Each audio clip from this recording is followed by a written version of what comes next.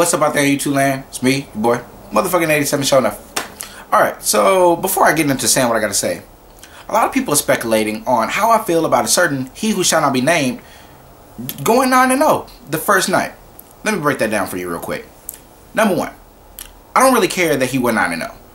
Not because he ended up sucking and doing exactly what I said he was going to do. No, because I don't hate on someone's achievements in this game. If you go 9-0 or you fucking won a whole YCS undefeated, I'm going to give you your congrats, okay? But here's where the congrats stop. As far as his personality is concerned, he is a bad person. This is the same guy that told Courtney he was a bad person because he lost to Courtney. And then what did Courtney do? He went and won the fucking YCS. Shout outs to you, sir. This guy, once I sat next to him when he did this guy took control of another player's Scrap Dragon while the other guy had a Stardust. He activated Scrap Dragon's effect to kill the Stardust and the Scrap Dragon, and the guy negated the effect. He continued playing his turn, his little herp derp loop, and guess what happened? In turn, Stardust comes back. You know what he does? He bitches and whines and complains until the one of the workers of Super Games comes and restarts the match from the point of the Stardust and of the Scrap Dragon activating the effect. So, all I gotta say is, he's one of those people that just is a sore winner and he's a sore loser. He can't take the spotlight for 2 seconds because it gets under his skin and he thinks he's fucking holy water to this game, and then he burns out. That's it.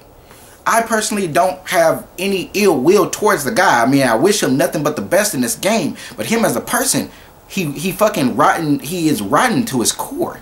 He like sickens everything I believe in as far as what a good Yu-Gi-Oh player should be.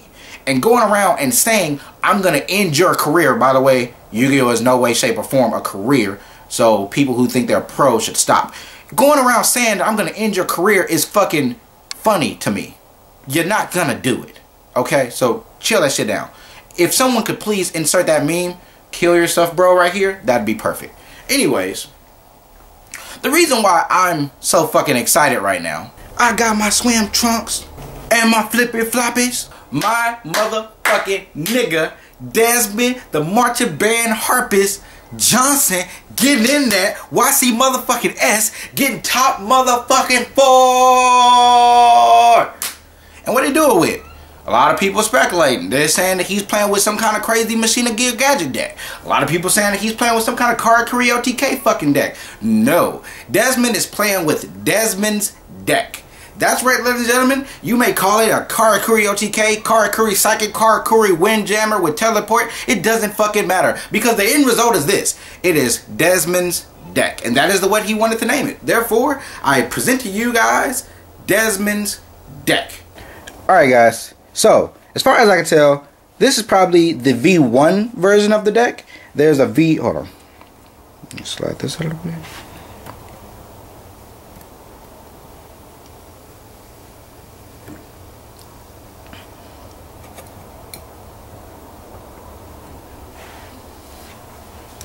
Alright guys, as far as I can tell, this is probably the V1 version of the deck. The V2 most probably main decks the Royal Decrees instead of side decking it. But this is the build that I got originally from Desmond himself. So check it out. So he plays, put it out here so you can see it, 3 Karakuri strategists. Pretty much what this guy does, once he's summoned, he switches any monster on the field to defense. He's a great way if you just summoned the level 8 Karakuri monster to get that another +1. He just draw power, or you could use him to put something your opponent has on the field to defense if you just don't like it. So that's a good card. He plays 3, I call it a princesses. He plays 3 of the princesses. This card, when it's summoned, you get an additional normal summon. This only happens once per turn, though, even if you bring out multiple monsters. Not to be confused with everyone that thinks it works in a different way. So, great card. He plays 3 Solar Windjammers. Pretty much it's like a reverse Cyber Dragon. Instead of your opponent having a monster, as long as you don't control a monster, you can special summon this guy. So, really good card. Easy level 8 making, pretty much. 2 soldiers. The soldiers are just fodders to bring out other Karakuri monsters you may need. He's also a level 4, so you know, if you got the princess, you can summon, then summon again and make a level 7. Karakuri ninja, when she attacks someone and it destroys it by battle, you can special summon another Karakuri monster from the deck. And something I probably should have mentioned, the weird thing about Karakuri monsters is when they attack, they have to go to defense, and all of the Karakuris must attack if they're in attack mode that turn, if able. But some of the Karakuri monsters don't necessarily have to switch, like if they're in defense. These two are the only two that he play. Sorry, the princess and the ninja are the only two that Desmond plays that switches when they're in defense. So if they're in defense, they switch to attack. All the other ones, if they're in defense, they stay in defense. The dog does it also, but he doesn't play the dog. So yeah. Where was I? Getting in that paper, bruh. He plays 2 merchants. Merchants are a great way to search. They search anything. So any monster or any spell, you can just go get it with this guy. Level 2 non-tuner. He plays 3 psychic commanders. We all know what he does. He plays 3 instant fusions. Pay 1,000, special summon a fusion monster from your deck, and you can only activate this once per turn. 3 emergency teleports, great way to combo off with the instant fusion and bring out that Crebins you play. 3 desynchros, pretty much they take any synchro on the field and send it back to the extra deck. And if you have those synchro materials in your graveyard, you can special summon those monsters. So pretty much if you desynchro a synchro monster that they happen to have taken, you can put the monster back in your extra deck and special summon the monsters from your graveyard. Another way this card is played is if your monster is like the level 8 monster is special summon and your opponent effect veilers, then you can desynchro and resynchro again and be like, haha, fuck your effect veiler, and you know, still beat that ass. It also is a great way to, if you draw the level 8 guy, you can summon him, then summon a level 3 guy that switches to defense mode, make you draw 1 card, desynchro again, then make the level 8 guy again, bring out a level 4, synchro, make level 7 brings out another level 3 that switches position, draw another card. So it's just a really good card to combo other monsters off with this guy. I like desynchroing someone's Stardust from a Starlight Road. Be like, haha, see you, bitch. Karakuri Anatomy. It's like the 6 Sams United, except instead of a Karakuri monster being summoned, they have to switch positions. And that's very easy to do in this deck. Very easy to do. With the level 3 guy, the level 7 guy, it's just all they do is switch. They also get their effects when they're being attacked. So these trigger off of that as well. Karakuri Cash, it selects 1 monster you control. Go search any, pretty much as a rotor, you search any Karakuri monster from your deck, and then you switch that monster you targeted position, battle position. So that's another plus off the anatomy.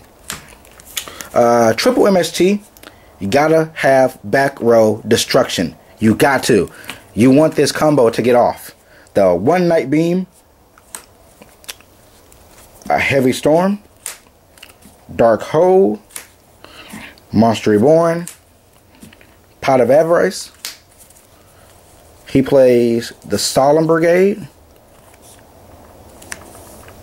Pretty much the reason why he plays the Solemn Brigade is because at the end of everything, after he draws and brings out all these crazy ass monsters, he sets 2 warnings and a judgment and says, fuck with me. You ain't doing shit. Now, my personal tech, and he hates me for this, I play a Starlight Road, because when you have all these crazy monsters and you don't have anything to back up a Storm, a Dark Hole, or anything like that, Starlight Road is your fucking friend. He makes the possible possible. Then you get a Stardust, and then you say, fuck with me. He is a great card. Desmond does not agree, but I do. I think this is a great card. You guys can try it out for yourself, and just comment here if you play test this. You let me know whether or not if you like it with or without the Starlight Road.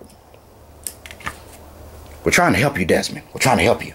Maybe that Stardust could have got you first place today. No, I'm just kidding. Shout out to my nigga Desmond. Side deck. I really did not get this in order in any way, but I should have put it in order before the video. Bad YouTubing, bad. All right, Black Rose Dragon, a Scrap Dragon, Catastor, a Big Eye. Last time we spoke, I was supposed to bring him a Big Eye, but my friend Fred, he was not going to Super Games that day, so I could not go to Super Games and drop off this Big Eye to him. But he told me flat out, you must play a Big Eye.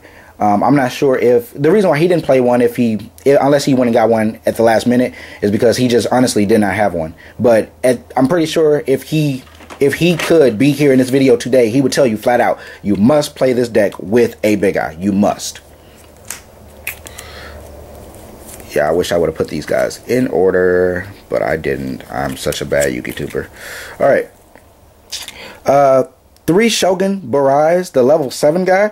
He does not, when he's attacked, he does not switch his position. He's 26 attack and 19 defense, and once he's special summoned by synchro summon, you can special summon a level 4 or lower. Oh, is it level 4? No level restriction. You can special summon a Karakuri monster from your main deck, and pretty much you just go wombo combo with this guy. And so same thing with the level 8. The only difference between him and the level 8, the level 8 draws 1 every time a Karakuri monster switches position, but only once per turn. And this guy, he switches position, so they work hand in hand together.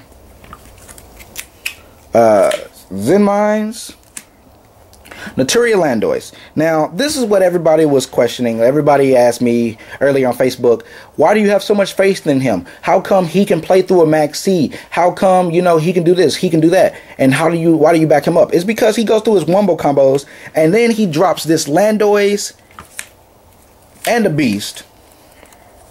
Landois and Beast. So now you're not playing spell cards, and you don't have monster effects. So under Max C, what the fuck are you going to do to him? Are you going to drop Effect Veiler? It gets negated because his hand is huge when he's doing this. He's going to keep drawing cards. He's going to keep drawing spell cards. I mean, cards that think about it. He has 3 instant fusions in the deck. How many can you play a turn? So what's going to happen to him? Nothing. They're going to stay in his hand. And I mean, most people say dead. No, he says food. He's going to eat that shit up with the Landois and beat that ass. You can't drop Gorge. You can't drop Trag. There's nothing for you. You can't do anything. Battle Fader and Chainburn, come at me, bro. Want to play Dark Hole to get rid of that shit? Think again, bitch. It's dang lane time.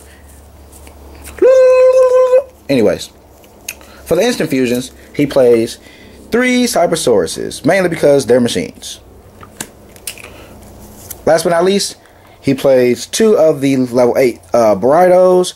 Like I said earlier, once the monster switches position, you draw a card. This also works on your turn. If they attack one of your monsters, then it switches position. So, great card. This is probably the card that a lot of people want to kill because they don't want you drawing those cards. This deck is a deck that you don't want your opponent drawing from, because once that shit starts going off, it's not stopping. It's not gonna stop. And the Stardust Dragon.